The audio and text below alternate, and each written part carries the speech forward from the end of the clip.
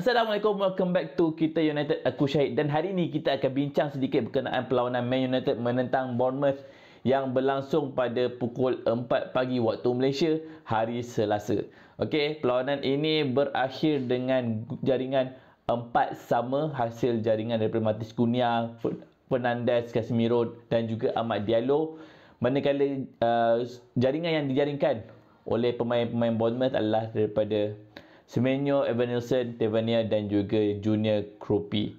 Okay, so sebelum kita mula, aku nak jemput korang untuk tekan butang like, share dan subscribe, dan pastikan korang tekan notification bell supaya korang tak terlepas dengan video-video yang terbaru. Alright, so let's get to it. Okay guys, perlawanan Man United menentang Bournemouth dekat Old Trafford. Okay, kita tahu rekod Man United dekat Old Trafford adalah sangat membimbangkan sebab mereka tak menang lagi sejak daripada bulan Oktober. Man United actually tak pernah menang daripada bermulanya November dekat Old Trafford. Okay, perlawanan dekat Old Trafford yang pertama adalah ketika menentang Everton yang mana Man United tewas 1-0. Lepas tu Man United seri dengan West Ham 1-sama dan juga seri dengan Bournemouth yang baru-baru inilah. So 2 seri dan 1 kalah dekat Old Trafford. So 3 perlawanan dekat home yang tak menang, dan ini adalah rekod yang agak membimbangkan dan kita berharap benda ni akan berubah. Dan kita tahu selepas ini Man United akan menentang pasukan seperti Newcastle pada 27 Disember dan juga Wolves pada 31 Disember nanti. Alright, so aku tak nak cerita pasal Newcastle dan juga Wolves. Kita nak tengok balik perlawanan Man United menentang Bournemouth. Apa yang terjadi dekat dalam perlawanan kali ini. Alright, Man United menurunkan pemain-pemain seperti ini pada permulaannya, iaitu Sam Lemons dekat bahagian keeper, Leny Yoro at Heaven dan juga Luke Shaw sebagai central back, Dalot dan juga Amad Diallo sebagai wingbacks, Fernandes dan juga Casemiro sebagai double pivot, Mbeumo dan juga Mason Mount sebagai number 10 dan juga Matheus Cunha sebagai number 9. Formation ini masih lagi tidak diubah oleh Ruben Amorim sejak dia mengambil tampuk kepimpinan dekat Manchester United. Dan apa yang telah terjadi pada perlawanan kali ini, ia adalah satu perlawanan yang boleh dikatakan epic, membimbangkan dan mengecewakan. Alright, kenapa aku cakap epic? Epic adalah disebabkan 4 gol bagi kedua-dua pasukan. Membimbangkan adalah kerana kita punya defense line sekiranya tidak ada pemain senior yang bermain dekat dalam posisi tersebut seperti Maguire ataupun De Ligt, ia adalah mudah dibocori oleh pemain pihak lawan. Dan juga mengecewakan adalah bila kita leading beberapa kali tapi kita gagal untuk mempertahankan leading tersebut. So ini adalah benda yang terjadi, yang mana seawal minit ke-13 kita telah pun menjaringkan gol melalui Amad Diallo yang telah menanduk bola ataupun menampan bola masuk ke dalam gawang setelah dihantar oleh Diogo Dalot. Dan selepas itu Antoine Semenyo menjaringkan gol penyamaan pada minit ke-40. Ini adalah yang terjadi apabila Luke Shaw kena corner dengan 2 pemain Bournemouth dan Semenyo dapat mencuri bola dekat bahagian flank kanan, dan selepas itu dia berlari tanpa ada apa-apa pressure yang menyebabkan dia mempunyai ruang yang sangat-sangat luas untuk membuat satu shots ke arah far post. Dan apabila tak ada pemain yang menghalang dia ataupun memberi pressure kepada dia, dia mudah untuk mengambil masa dia dan membuat satu sepakan tepat ke arah pintu gol. Benda ni adalah benda yang patut diperbaiki, patut dipelajari oleh kita punya centre back yang muda lah. Kalau diberi ruang di dalam permainan tahap tertinggi at the highest level, memang kau letaklah goalkeeper yang power macam mana pun memang tak akan dapat selamatkan gol tersebut. Okey, dan kita ingatkan kita akan berakhir dekat half time pada jaringan 1-sama, tetapi kita dapat satu corner hasil hantaran daripada Bruno Fernandes berjaya mencari Casemiro pada far post dan Casemiro dapat menanduk bola masuk ke arah pintu gol. So kita berakhir dengan jaringan 2-1 pada pada paruh masa yang pertama. Okey, dan apa yang kita boleh lihat dekat dalam statistik pada pada separuh masa pertama, Man United membuat 17 shots. Hanya ada satu big chance untuk Man United, dan XG untuk separuh masa yang pertama ini adalah sebanyak 2.37. Jadi ini adalah benda yang tepat dengan apa yang telah berlaku dengan pasukan, dengan keputusan pada separuh masa pertama yang mana Man United menjaringkan 2 gol, dan akibat daripada 17 shots ini hanya 4 saja yang on target.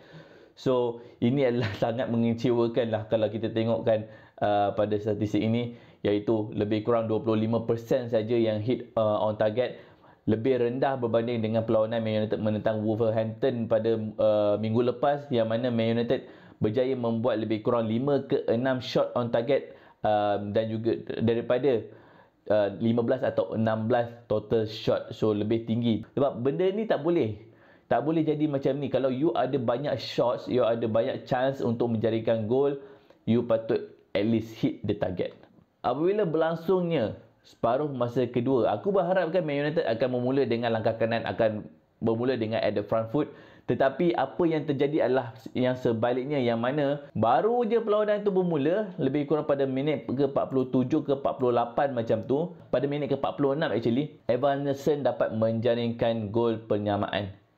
Okay, ini adalah benda yang mengecewakan. Dengan pantasnya dia dapat masuk ke dalam kotak, membuat satu sepakan ke arah pintu gol yang mana menewaskan Sean Lemans. Baru je mula kita dengan harapan okey, kita ada leading 2-1, mungkin kita akan dapat kontrol lebih banyak bola, kita dapat kontrol lebih banyak possession. Tapi yang sebaliknya terjadi. Akhirnya pada minit 46 Evanescence berjaya menjaringkan gol. Tapi itu bukanlah benda yang paling teruk terjadi, tapi sebaliknya Bruno Fernandes ataupun Casemiro yang kehilangan bola selepas itu di tengah-tengah padang telah menyebabkan Bournemouth dapat membuat satu counter attack. Pemain yang membuat counter attack itu telah dijatuhkan oleh Casemiro, tak silap aku. Dan dia dijatuhkan betul-betul depan kotak penalti. Ini adalah satu situasi yang sangat-sangat bahaya, yang sangat-sangat membimbangkan, dan akhirnya Tavernier dapat menjaringkan gol pendahuluan untuk Bournemouth bila dia membuat satu sepakan free kick tepat ke arah bottom left corner pintu gol. Selepas Bournemouth menjaringkan gol ini, mereka respon terhadap gol ketiga Bournemouth ini dengan menjaringkan gol melalui Bruno Fernandes. Bruno Fernandes membuat satu sepakan free kick yang bagi aku sangat-sangat cantik. Top bins, top corner daripada sebelah kiri padang ke arah far post top corner. Memang susah untuk diselamatkan oleh mana-mana goalkeeper.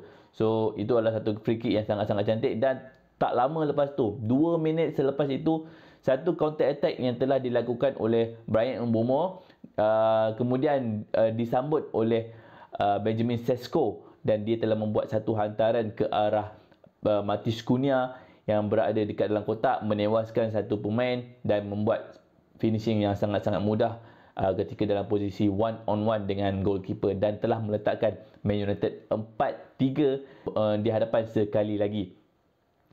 Dan seperti biasalah, bila dah macam ni, kita sepatutnya attack lagi. Kalau boleh dapatkan satu lagi gol untuk kill the game. Tetapi itu tidak terjadi, di mana selepas itu pemain-pemain Bournemouth ni mudah gila untuk masuk ke dalam kotak.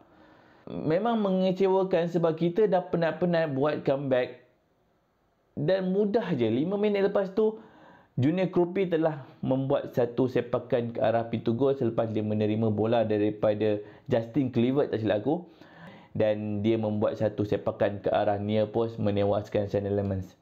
Dalam situasi ini bagi aku yang masalah adalah bahagian midfield. Okay? Protection daripada midfield tu tak ada. Jadi tak ada player di hadapan centre back untuk protect kita punya central defense. Kita berharap pada transfer window nanti adalah perubahan, ada pemain-pemain baru di bahagian midfield untuk protect kita punya centre back. Kalau korang tengok pada highlights ataupun pada game, pada minit ke-96 dan juga 98, dua save yang telah dilakukan oleh Sean Lemans untuk menyelamatkan Man United daripada kalah.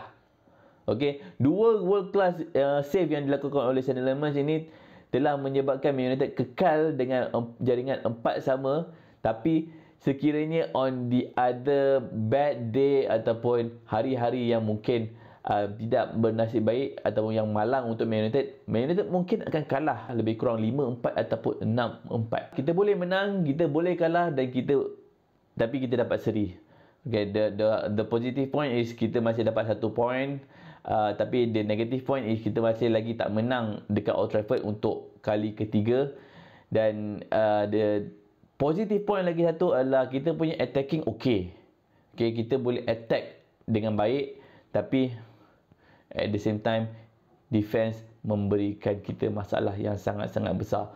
Aku takkan salahkan Sander Lemon sangat sebab goalkeeper kalau power macam mana pun tapi tak dapat protection daripada defense, tak guna juga. Defense kalau tak dapat protection daripada midfield pun tak guna juga. Mungkin ini adalah satu learning curve kepada kita punya dua young centre back, iaitu Leny Yoro dan juga Heaven, untuk belajar supaya mereka lebih solid untuk game-game yang akan datang. So, dan dalam second half ini Man United pegang bola lebih banyak, iaitu sebanyak 61% berbanding dengan Bournemouth, dan expected goal dijangkakan untuk Man United adalah sebanyak 1.03 manakala Bournemouth adalah sebanyak 0.96, dan total shot yang dilakukan oleh Man United adalah sebanyak 8 dan 7 daripada Bournemouth, manakala 5 on target daripada Man United dan 6 on target daripada Bournemouth.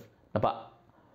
6 daripada 7 on target daripada Bournemouth dan 5 daripada 8 untuk Man United. Kita mungkin nampak sedikit improvement dari segi shots on target, tapi mungkin Man United tidak bernasib baik dan juga bernasib baik dalam kedua-dua keadaan.